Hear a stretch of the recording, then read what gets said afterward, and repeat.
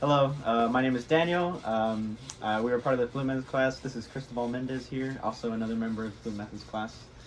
Today we're going to be doing the beginner flute teaching exam. So we're going to be going over A, which is hand position, fingering on the flute, and then working on fingerings F4 through D5. So before I ask you to do anything, I will obviously demonstrate it for you. That way, like, in case you have any questions or like you have a good model of like how I expect it, right? So the things that we're going to need is a flute, obviously, a music stand, a tuner, and the F major scale. And so we're only going to be going over the first 6 notes of the F major scale. So before we even get into the scale, so first I'm going to talk to you about hand position and placing the flute on your face. Okay. So there are 3 pivot points or 3 balance points that are important for the flute. The first one is the chin. The next one is the first knuckle on the index finger of your left hand. And then it's going to be your right thumb as the third one. So all of these are really important because they affect tone, they affect intonation, they affect overall playing on the flute. And I mean, like, you want to be as comfortable as possible on the flute. You don't want to get carpal tunnel. You want your fingers to be nice and relaxed, wrists. So this is how I bring my flute up to my face, right? You can see I'm using these 3 anchor points, like my chin, my left hand, and my flute. If your right thumb is too far forward, if it's too far back, it's going to cause your fingers to like scrunch up or like possibly roll forward. And then same thing for your left index finger. If you possibly have it like not engaged or anything like that, your fingers could go slanted like this, right? And you see how my fingers are doing this like weird thing. It could also possibly like be like really weak like that, right? So you just want to make sure that they're relaxed. And then your chin is also a big part of it right here. What your head and your neck are doing are also something really important. You don't want to make sure that you're like this or like that or like facing down. You want to make sure that it's just the right level headed, right? So those 3 anchor points are really important, but the other thing that goes side by side with it is your posture.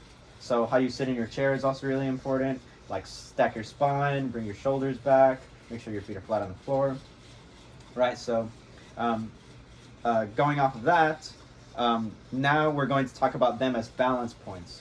So using them as balance points is really important. I've already kind of talked about that a little bit, but if you are not supporting with your right thumb, you could possibly get this like bottom kind of like heavy kind of flute posture, which is, you really don't want that. And then you could also get this like left-handed, like really like far up posture, which you don't want. And then for the chin, you could possibly like be like facing down like this, which really affects kind of like your airstream. So really important things to talk about or to think about are the 3 balance points and feeling your body relax. So can I see what your flute posture looks like? So chin, first knuckle on the index left hand finger, and right thumb. Looks pretty good. Maybe you could bring your right thumb a little farther back. Yeah, there you go. Pretty good. Maybe you could make your left hand a little bit more relaxed. Get the fingers like slanted. There you go. Pretty good, pretty good. And then maybe you could pick your chin up just a little bit to angle it up. There you go. Yeah. So then another thing, like just to check off all your boxes, like as you can see, like your flute goes parallel to the ground, which is like just something to like really look forward to. And then that'll be like a good telltale of whether or not you're holding up your flute the right way. Right. So the next thing I want to talk about is your actual like putting the flute on your face. So I won't talk about embouchure. But what I will say is that you want to make sure that the lip plate is right in the center of your lower lip, right? So that way you can blow your air down, right? So.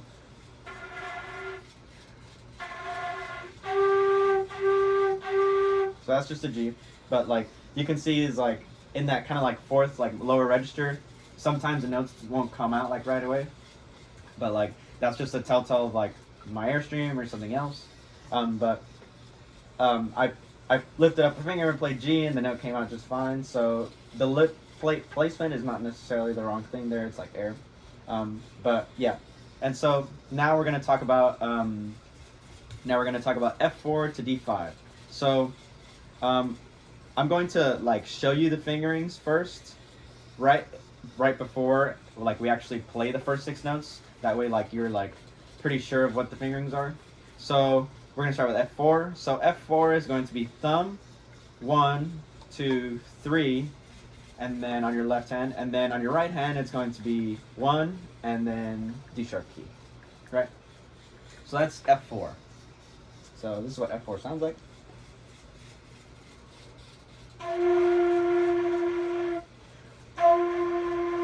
Right? And then I won't go through and play every single note because that's going to take too much time.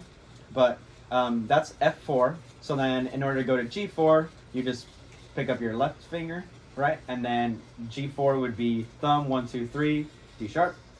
And then one more step to A, just lift up your ring finger on your left hand, right? So that means it's thumb, 1, 2, D sharp, right? That's A. And then your next note is B flat. So then that's going to be another step, but you push down your right index finger and then D sharp. So it's going to be thumb, 1, 1, and D sharp, right? That's an alternate finger for B flat, but in the F major scale, you want to kind of like, you don't want to like do this like weird like kind of like shifting, right?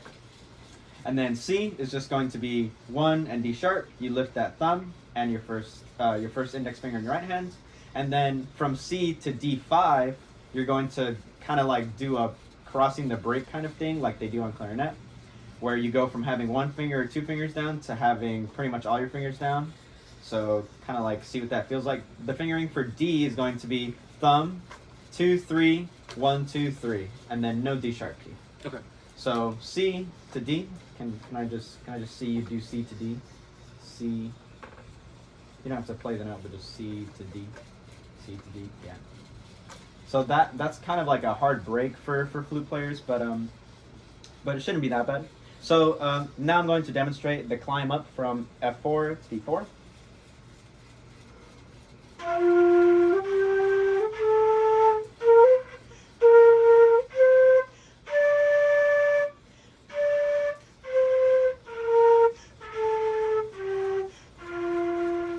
Yeah. So you want to go ahead and try that?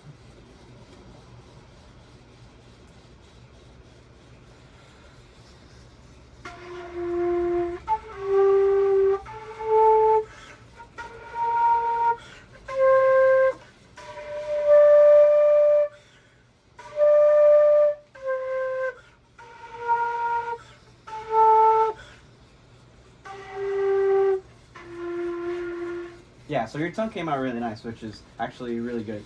So yeah, the thing that I could recommend for you is just maybe make sure it doesn't roll in and work on your F major scale.